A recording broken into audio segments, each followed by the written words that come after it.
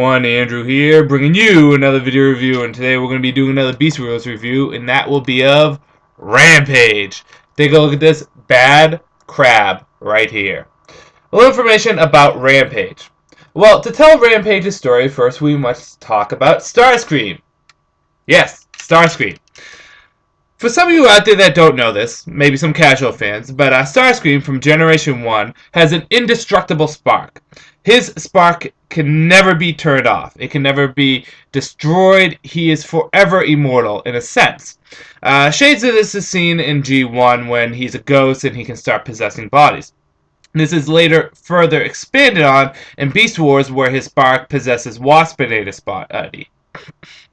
Because the Maximo Elders know that Starscream's spark is indestructible, they decide to experiment and create a copy spark to see if they could actually make a breed of indestructible Transformers. The result was successful, and it was Rampage. However, although successful, maybe it was all too successful, because a lot of Starscream's qualities went on to Rampage.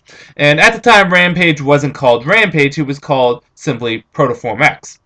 Now, Protoform X is an incredibly evil, sadistic, almost cannibalistic. A lot of people like to call him the Hannibal Lecter of Transformers. I don't. He's kind of just a psychopathic murderer. But he's a very evil, disturbed Transformer. And eventually, he's able to break out and basically wipe out Omicron, the Omicron base, and he's able to escape.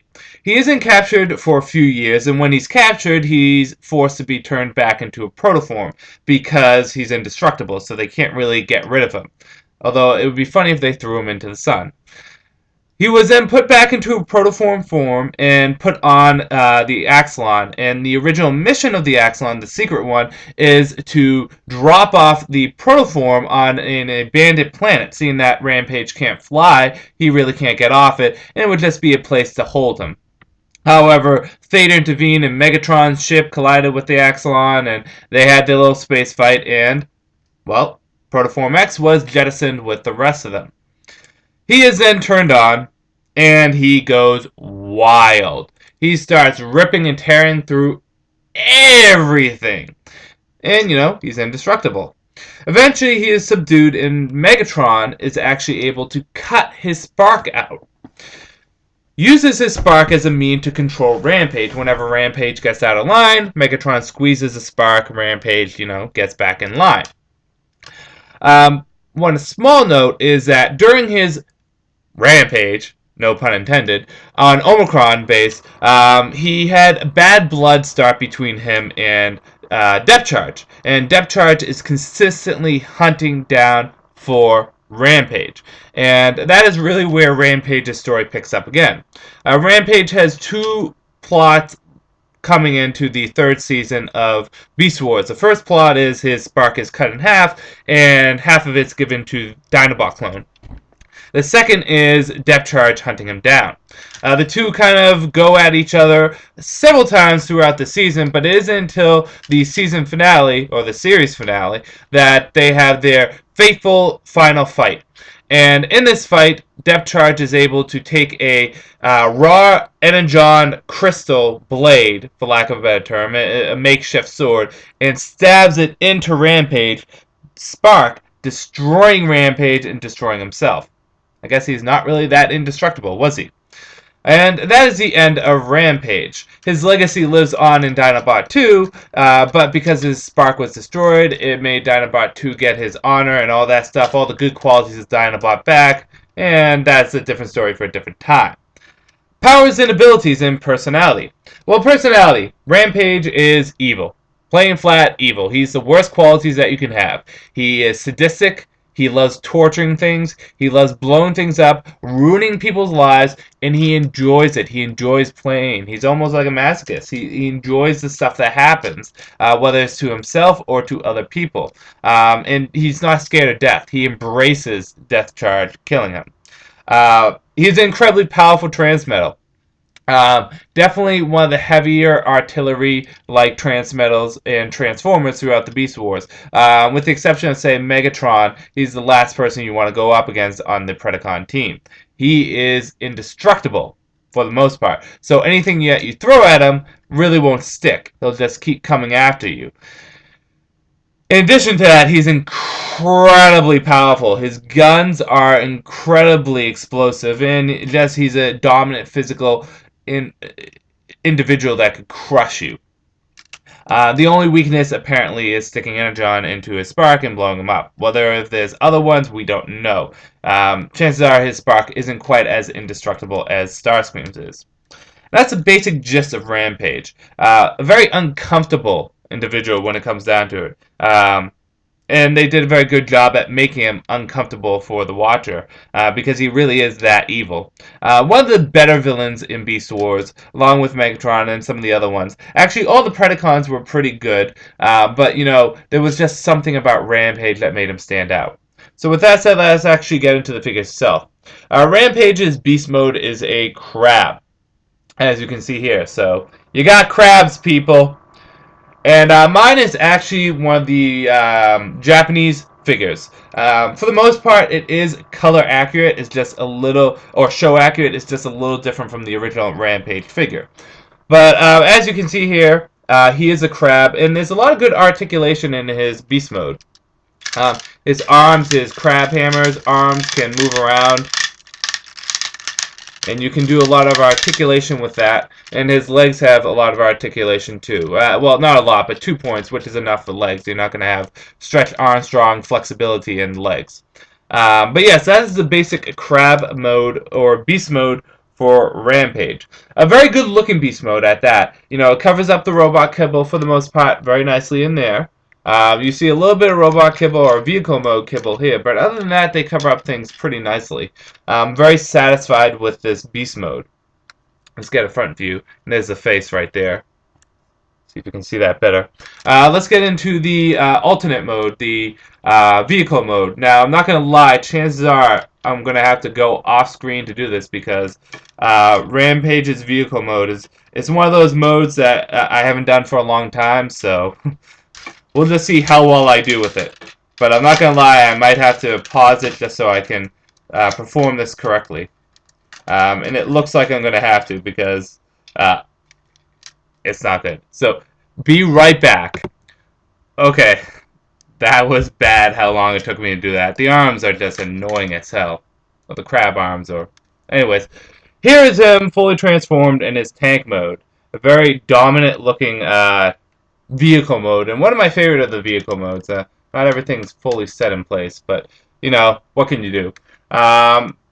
The cool thing about this vehicle mode is the treads. If you move along, it shoots the missiles. Very show accurate. Very show accurate. And like I said, his tank mode is one of the better alternate vehicle modes from Beast Wars. So take a look at the back. Take a look at the front. It's not too much different from the crab. It's just more or less the crab arms are treads, and that's it. You got these battering rams like things right there, or cow killers, or whatever you want to call them, and you can place them however you wish. Doesn't really matter. You know, I think it's supposed to go out in front like such. And then you have the cannon in here. And you know, to make sure that you put the cannon on right, there's a little claw thing. You probably can't see it. Let me move the head out of the way. But there's a little claw thing right there. It's purple. If that's facing upward, it completes the mouth, and that's how you know the tank mode is complete. So again, another quick look at the tank mode.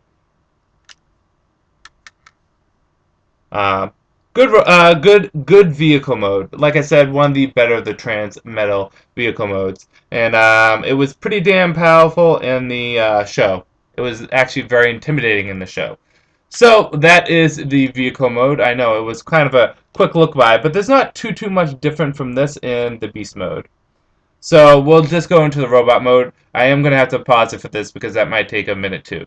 1 sec. Okay, here is Rampage fully transformed in his robot mode. As with most of the figures from the Transmetal line onwards, Rampage is almost 100% accurate to the actual show itself. Now, I think my Japanese version, the main difference is that there's more silver on him. I could be wrong. I was actually looking at the original version today, and I think they're pretty much close to each other in detail, but I think the Japanese version has a little bit more silver on it. And I got the Japanese version because it was cheaper online. I think that's why. Now, the great thing about him is that he's nicely articulated in that he is show accurate. The disadvantage of Rampage in his robot mode is actually the advantage he has in his other modes, is that in his other modes the kibble is covered up very nicely. With this, not so much. The main problem is right here on the arms. These crab arms are connected to this arm right here, so moving this arm with the crab arms is a pain. Let's see. So it's a pain to move that with, and there's just a lot of kibble here. He's not so much back heavy. You think he would be, but if you position him nicely, you don't have to worry so much about these claws right here. So the only real disadvantage to the figure is just the access of alt mode kibble. Other than that, the figure looks good. Let me get him into a good position. Feels good, and he's well articulated. He does have that little bit of dampering, but for the most part, he's nicely articulated. Now, I forget if you move these up or not. I think you keep them down. Yes, I'm pretty sure you keep them down. Now, Rampage comes with two weapons. He comes first with his cannon launcher that he had quite frequently in the show, and then he also has this rifle, which I don't remember him using in the show, but he might have. My memory is a little scarce, so I'm going to have to go back and watch Beast Wars. But he has that rifle, and the cannon can go into his hand. Let me get it positioned correctly. Hold on 1 second. Just have to readjust it. There we go. There's a little knob at the side of the cannon, which you put the hand in there. You don't actually use this huge knob that was used in the beast mode or the tank mode. Use this smaller knob. And one thing you want to make sure is move this. See this claw area right here? You want to move that a bit out of the way so it doesn't interfere with the hand. And you just stick that in there, and that's how he held it in the show, kind of upside down, so that's how I have him holding it here. And the rifle gets placed in the other hand quite nicely. Let me turn that bad boy around there. So there is the other rifle. Or the only rifle. The other one's like a freaking cannon. It's like a BFG 9000. So here is Rampage in all of his glory and stupendousness. On the whole, it's a great figure. It does have its faults, mind you. But, you know, the faults are something that you can work around. They're nothing that's too big, nothing that you can't find a way to deal with them. For the most part, he is a good-looking figure. Great character in the show. If you can get your hands on this guy, I would recommend it. I would. Again, not the best Transmetal figure, but still a good-looking one. And let me just show you back again. And those are the claws. The transformation can be a bitch sometimes, I'm not going to lie. It can be pretty ragadocious, but for the most part, it is nicely handled, and it's a good-looking figure. So with that said, I'm going to end this review here. This is Andrew saying peace out for now.